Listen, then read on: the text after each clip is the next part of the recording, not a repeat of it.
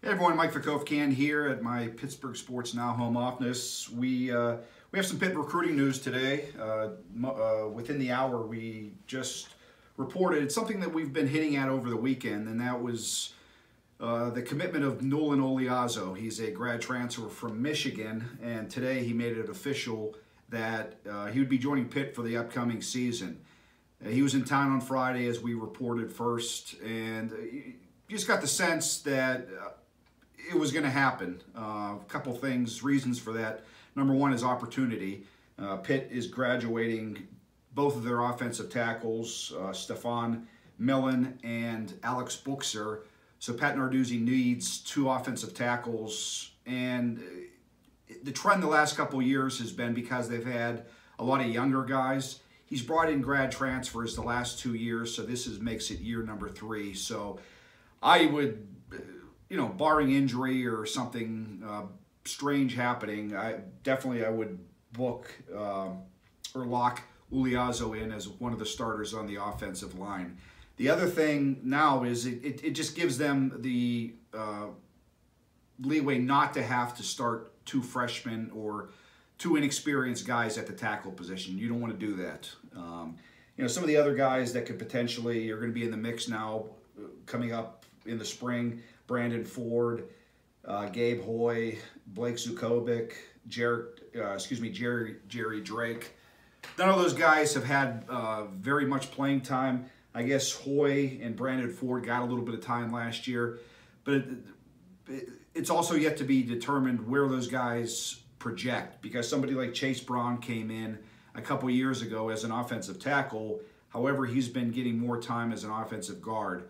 So we'll have to see in the spring where the coaches want to put those guys. But I think this is going to make Narduzzi and new offensive coordinator Mark Whipple feel a lot easier now that they got somebody in on the offensive line with some experience, albeit Ulizio doesn't have a ton of starting experience. He started 7 games for Jim Harbaugh in Michigan 2 years ago, was replaced in game 8, didn't get another start, saw some playing time this year, but once he graduates this spring, he'll be able to come over to Pitt and join the team full-time. So that just happened tonight. One byproduct of that, I guess, is Nick Malone. He committed to Pitt, the big tackle from Morgantown. This pretty much eliminates him from coming back to Pitt. I don't think it was going to happen before that, and now this pretty much cements that it's not going to happen. Pitt doesn't have the room for him. This is right now with the addition of Ulizio, excuse me. It puts Pitt right at the scholarship limit. So anyone that they bring in from here on in, there has to be some attrition from the roster. So look for that to happen. It's definitely going to happen. I think Pitt's going to bring in a grad transfer tight end because they haven't been successful recruiting one, and there's no one out there right now that they're recruiting. So the better thing would be to try to start off in 2020 with a new tight end, a younger tight end, and then go next year with a veteran. So look for that to happen as one of their remaining roster fills. And the other one, of course, we've been talking about, it seems like all year, is MJ Devonshire. This weekend he went to Kentucky, working on trying to find out how that visit went. It looks to be down to Pitt, Kentucky, and West Virginia, unless Penn State comes in at the last moment. Last thing we heard was that Neil Brown, new head coach at West Virginia, is supposed to make a trip to Aliquippa High School tomorrow to visit with Devonshire and his family. And if things work out, MJ could take an official visit this coming weekend, which is the last the last weekend that you can make visits prior to the signing day on February 6th. So you want to keep an eye on that.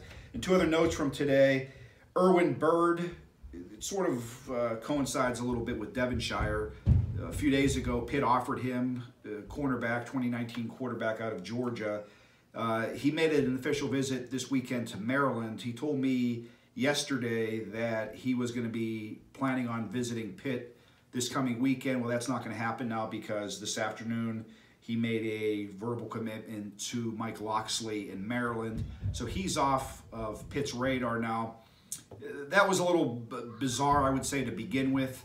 Offering a guy, I don't know the chances that Pitt was gonna have to try to get him, and just because, not as a slight to Erwin Bird, but I kind of think he was a fallback plan for MJ Devonshire in the event that he doesn't commit to Pitt.